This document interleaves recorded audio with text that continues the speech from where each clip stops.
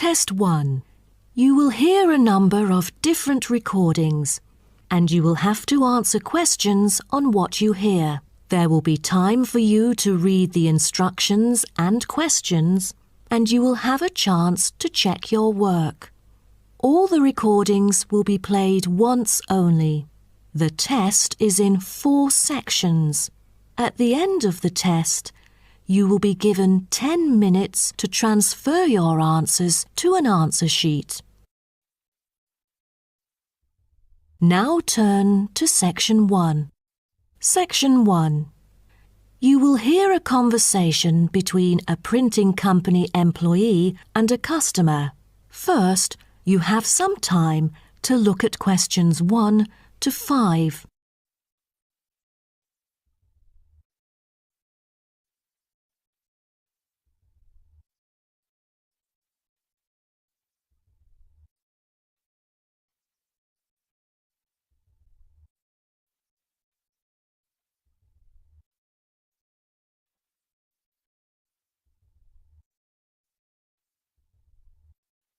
You will see that there is an example which has been done for you. On this occasion only, the conversation relating to this will be played first. Good afternoon. Welcome to Matrix Printing. I'm John Smith. How can I help you? Good afternoon. I'm here to reprint a brochure for our hotel. There are some pages that need revising. The customer says the brochure sample needs revising. So, brochure has been written in the space. Now we shall begin. You should answer the questions as you listen, because you will not hear the recording a second time. Listen carefully and answer questions 1 to 5. Good afternoon. Welcome to Matrix Printing. I'm John Smith. How can I help you? Good afternoon. I'm here to reprint a brochure for our hotel. There are some pages that need revising. Sure. How may I address you? Oh, I'm Mary Jane from Central Hotel Chains. Nice to meet you. I've got samples of the previous version. I assume it is your company's advertising brochure. Yes. What exactly is the problem? Well, it was printed the year before, so some of the information is already out of date. There are also a couple of problems with the layout. Firstly, the letters of the address on the front page are far too small. It's hard to see when glancing at the cover. How big do you need it to be? Increase the letters by 3 font sizes. Just a minute. Let me take notes of your requirements. Okay, what else needs changing? The information regarding the pool should be deleted because it is currently under renovation and is not available. So, all of the relevant descriptions on page 2 should be removed? What do we replace it with? We can't just leave the whole page blank. Just fill it in with the introduction of our newly opened gym. I've included all the relevant information here in this flash drive. Let me check. I see. No problem then. What is also bothering us is that the description under the top photos on page 4 is incorrect. The word lounge needs to be replaced with reception. Fully noted. Is that all? No, there is more. Turn to page 5. We feel that showing merely the picture of our exterior and interior decoration does not fully represent the appeal of our hotel. On second thought, we've decided to use a picture with the view of the hotel. Do you have the original copy of the picture? Yes, it is also enclosed in the flash drive.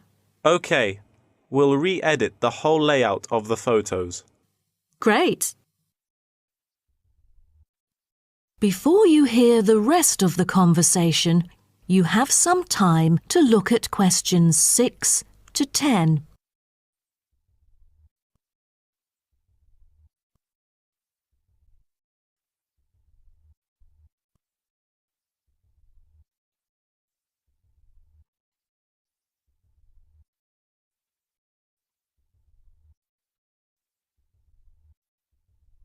Now listen and answer questions 6 to 10. Let's turn to the next page. Yes. What's wrong with that? It seems perfectly fine to me. At first sight, it seems fine, but according to the feedback of the customers, the prices do not stand out. So, we want to change the print from black to red to make it pop out. Okay, I've made notes of all of your requests. Is there anything else? I appreciate it. Just one final request. Could you translate the whole brochure into Spanish? We have customers worldwide, you know, especially those from Latin countries. No problem. What about other languages, like Japanese, Chinese, or German? These are our most popular target languages.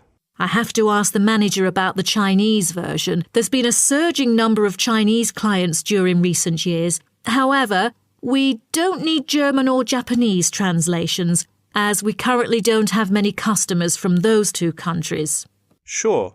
Just keep me updated. So, roughly, when can we get the revised print? We need it before the end of July.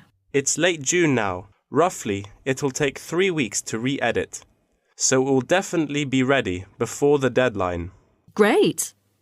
To where shall we send the samples? The address is number 9 Green Drive, Clifton, NY 21300. How do you spell Clifton? CLIFFTON. Clifton. And the telephone number? It's 9030366602. Also, if you have any further questions, you can reach me through this number. Okay. That is the end of section 1. You now have half a minute to check your answers.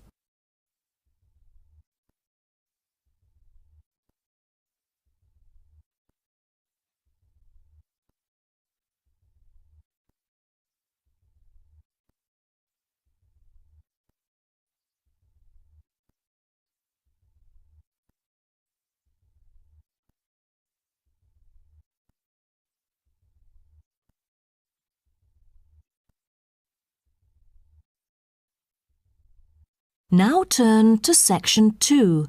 Section 2. You will hear a guide talking to a group of visitors about a national park. First, you have some time to look at questions 11 to 16.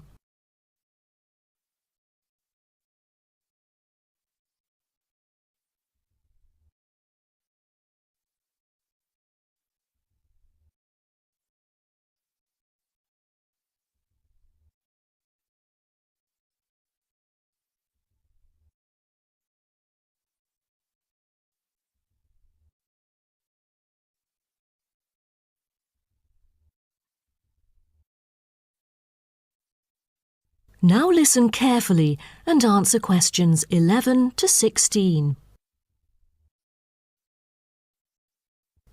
Welcome to Byron National Park. I am Jim Carson, your tour guide for the trip. First, I'd like to give you some basic information about the park. Covering 7,000 acres of land and spanning across 3 states, Byron National Park was established to protect the area's most spectacular scenic values. With unique geological features, natural history, and native plant and animal life, it is an ideal destination for recreation as well as research purposes. The park has a breathtaking waterfall connecting the longest river in the country, but it is most renowned for having the largest subtropical rainforest worldwide. There are many layers of tall, medium, and low vegetation growing with seasonal variations in the park. It is a place where the air seems green. Ardent hikers can find an awesome array of options here. Apart from the dense green rainforest, tourists can also hike along the mountain trail. Despite the stunning view, taking photos is not advised on the way up, I'm afraid, as one might get distracted and the narrow trail by the sheer cliff is quite dangerous. When you reach the top of the mountain, there is nothing better than having a picnic under the trees with your family. Accompanied mostly by wildlife, walkers as well as cyclists may find the bush track a good choice for having a tranquil time to themselves. As your tour guide, I suggest that only expert hikers take the creek circuit, because its beautiful and inspiring scenery through the subtropical jungle is paralleled by its physical challenges. A list of transport is available within the park. Bicycles are a popular choice, as it is the most flexible way to get around. Electric trams are temporarily closed for maintenance. Boat trips down the river are an ideal way to spend a tranquil afternoon. Rest assured that transport within the park is covered in the bill. Extreme sports is another highlight of the park. There are, for adventurous grown-ups, especially those who are comfortable with having a racing heart, scary as it may sound, it is actually safe to participate in extreme sports under strict instructions and close supervision. Abseiling is available regardless of the weather.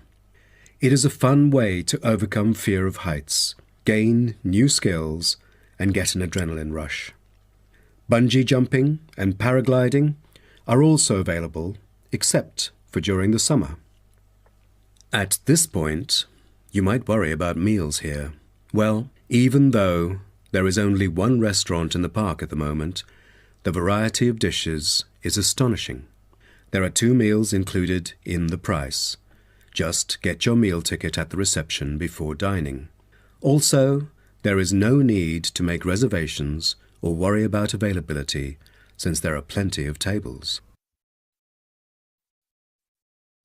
Before you hear the rest of the talk, you have some time to look at questions 17 to 20.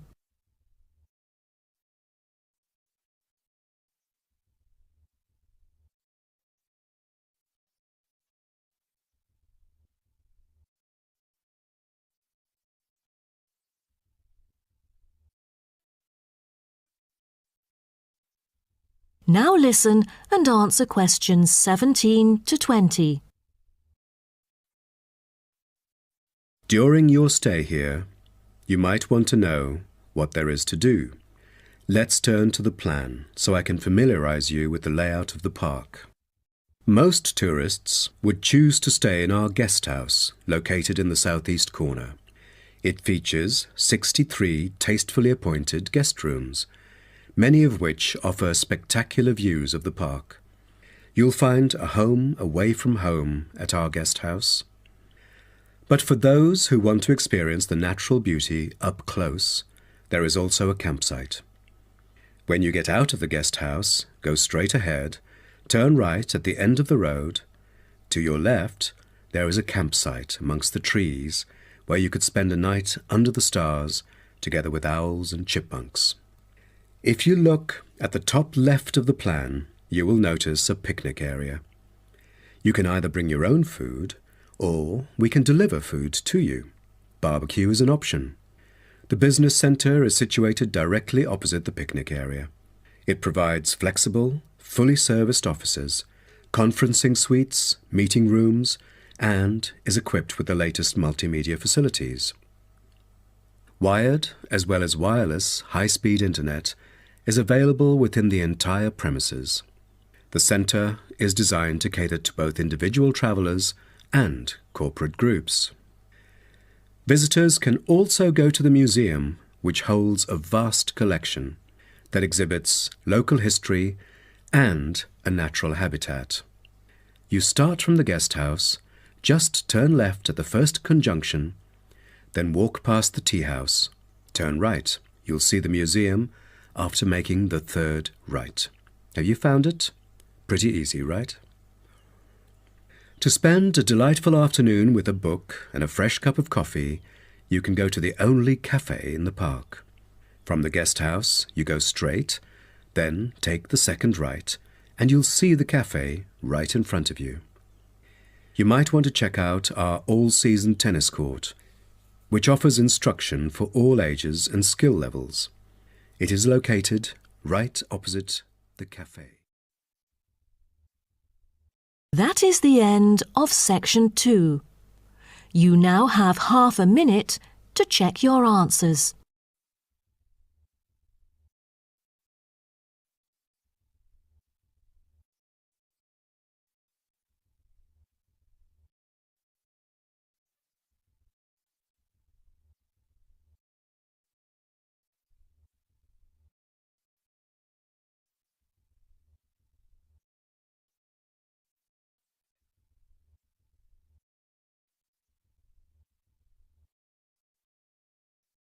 Now turn to Section 3. Section 3.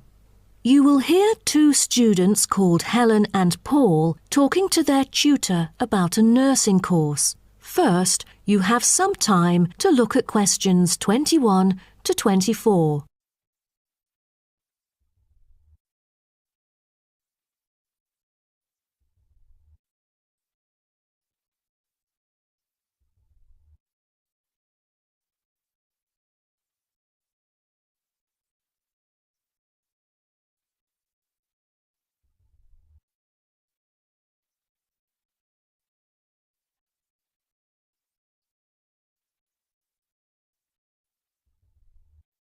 Now, listen carefully and answer questions 21 to 24. Helen and Paul, congratulations to you both for doing so well the past semester. You two have exhibited an impeccable performance during your first year in the nursing program. I'd like to get some feedback from the two of you to better improve the program and to provide guidance for our prospective students. I'd like to start with you, Helen. So, first of all, which aspect of the program impressed you? Well, to be honest, when I was enrolled into the course, I was expecting a group of classmates my age. But as I stepped into the classroom for the first time, I was surprised by the diversity. Most were in their 20s, but there were also those in their 30s or even 40s. As it turns out, the intergenerational communication has sparked intense debate and new thinking, and I think that's something special about the programme that I appreciate very much. What about you, Paul? What do you think of the program? For me, the group project we carried out last semester is another key feature of the program. The whole class was divided into 8 different groups, working on 8 prospective cases. Team-building sessions were conducted in a collaborative way most of the time. Comprised of 5 members, our group studied acute pancreatitis. During the process, we broke the task into different parts and assigned them to each member. We were then able to tackle the complex problem by pooling our knowledge and skills.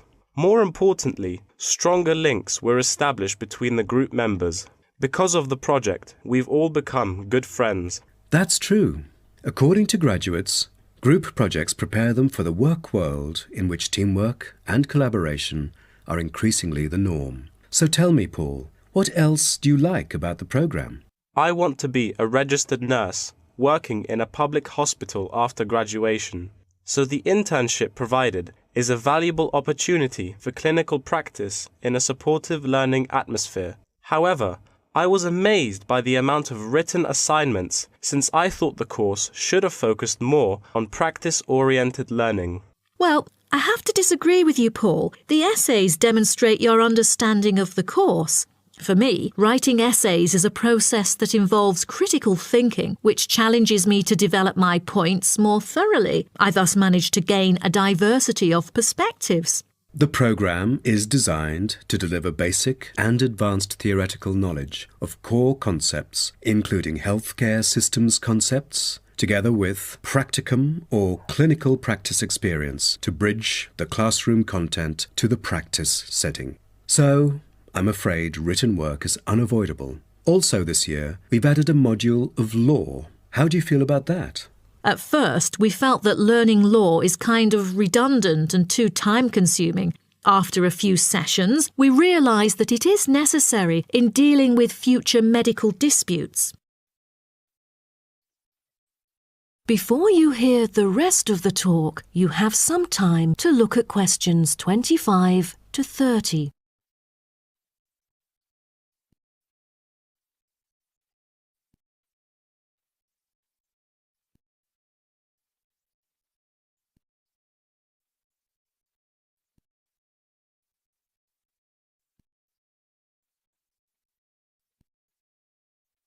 Now, listen and answer questions 25 to 30.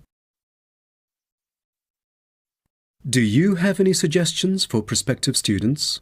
What bothers me most is handing in essays on time. I almost missed the deadline once because there were 3 essays due within the same week, so rationalizing your time is critical. Well, that's true. The lectures deliver so much useful information. I have poor memory, so I kept making notes and revisiting them on a regular basis. To my surprise, at the end of the semester, I have learnt the key concepts by heart. How was the research? I heard that it was quite challenging. How did you manage to overcome the difficulties? That's true. The majority of us had no clue how to carry out the research at first. Fortunately, when I was digging up reference materials at the library, I sought help from the librarian. She taught me about finding the appropriate resources and choosing the proper research methods. Have you checked out the online forum? Yes, it has become a habit for me to visit the forum regularly. In a sense, it extends classroom learning.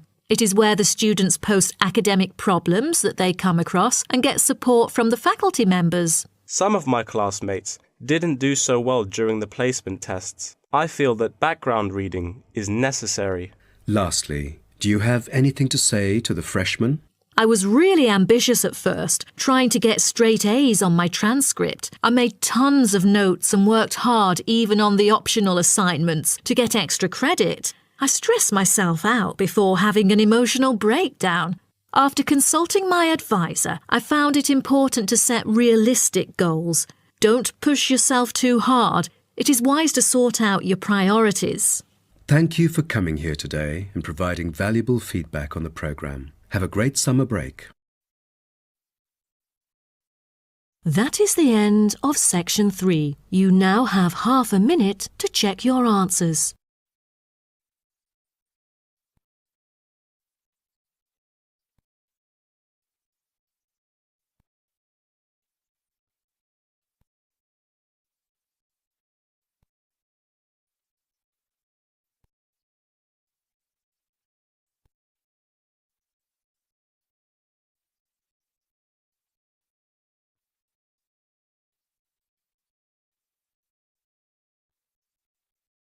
Now turn to Section 4. Section 4. You will hear part of a lecture about African penguins. First, you have some time to look at questions 31 to 40.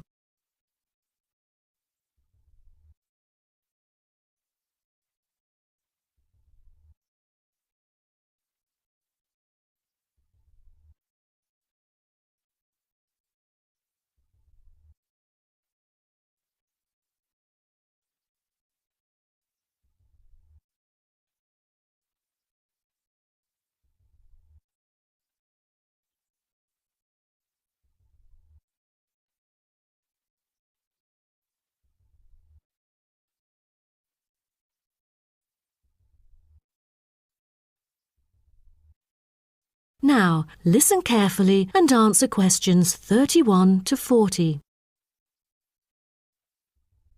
Good morning, everyone. Today's lecture is about a type of adorable animal, the penguin. When you think of penguins, you may picture them surrounded by snow and ice. But not all penguins live where it's cold. African penguins live in the southern tip of Africa. They are usually found within 40 kilometres of the shore and on a number of its surrounding islands. African penguins are also known as jackass penguins because they make donkey-like braying sounds to communicate. African penguins can keep their body temperature at a stable level, but their land habitat can get quite warm, so there are a number of ways for them to stay cool. They limit their daylight movements on breeding sites on land to early mornings and early evenings to avoid too much sun. The pink glands above their eyes can help them cope with the temperate climates. Like other penguins, African penguins spend most of the day feeding in the ocean, which also helps keep them cool. Being a type of small to medium-sized penguin species, African penguins average about 60 centimetres tall and weigh up to 3.6 kilograms. They have a black stripe and a pattern of unique black spots on their chest. Males are larger than females and have larger beaks. Even though they are categorised as birds, African penguins aren't able to fly because of their heavy bones. Their wings are more like flippers that make them particularly suited for life in the water. When they're on land, their flippers and their tails help them keep their balance and walk upright. African penguins begin to breed at the average age of 4. When a male and female pair up, they tend to breed together for the rest of their lives. Most other penguins nest and lay their eggs out in the open, but African penguins have a different approach. They dig holes under bushes out of their own excrement, called guano, so they are sheltered from the sun and predators. The African penguins survive on a diet that is comprised mainly of marine organisms. They feed primarily on fish like sardines, along with the occasional squid and shellfish. But when normal food is in short supply, they eat tree roots as well. The streamlined body of the African penguin allows it to move through the water like a rocket, capable of reaching a speed of around 20 kilometers per hour when hunting for food.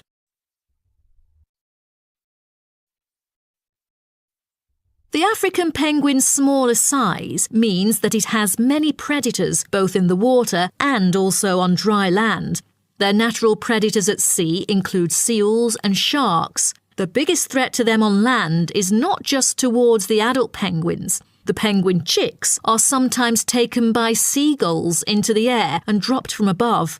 The seagulls could thus feed on them. At risk from predators, young penguins are protected for about 40 days after hatching by both parents. They will leave the colony when they are between 3 to 5 months old and will return a few years later. The entire surface of their body is densely covered with feathers, which fall off during the winter. This process is called molting and takes about 3 weeks to complete. During that time, they are unable to forage. Therefore, prior to this, African penguins spend about 5 weeks laying down fat deposits. They generally live between 10 to 15 years. However, many do not reach their full lifespan. Their population has drastically declined. Approximately 120,000 African penguins remain in the wild, and their population has decreased by 90% in the past 60 years. They are considered to be vulnerable and have been listed as being endangered. 2 major factors have contributed to their decline. They are struggling for nesting space due to human disruption and competing for food due to overfishing and pollution. With the limited number of breeding pairs, survivorship becomes difficult for African penguins. This makes them especially vulnerable as environmental conditions change or an outbreak of a disease occurs. For instance, avian malaria has caused 27% of the captive breeding penguins' deaths annually. The more genetic diversity there is within a species, the higher the likelihood that at least some of the individuals will adapt and survive. That is the end of section 4. You now have half a minute to check your answers.